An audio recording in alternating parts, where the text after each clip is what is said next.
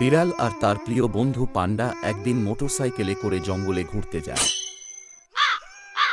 এখানে তারা তাঁবু গাড়ে, বন থেকে কাঠ কুড়িয়ে মিলে বারবিকিউ আর সবজি রান্না করে।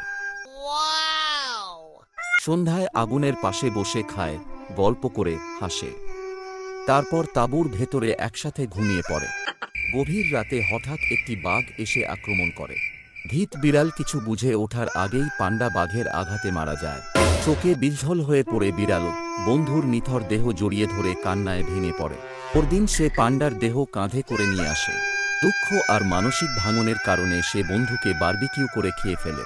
চোখে জল আর মনে শূন্যতা নিয়ে বিড়াল একা মোটরসাইকেলে করে বাড়ি ফিরে আসে। শেষে দেখা যায় সে পান্ডার চামড়া দিয়ে বানানো একখানা জামা পরে আয়নার সামনে দাঁড়িয়ে আছে, চোখে গভীর দুঃখ, একাকিত্ব আর অপরাধবোধ। ভিডিওটি ভালো লাগলে চ্যানেলটি সাবস্ক্রাইব করে যাবেন।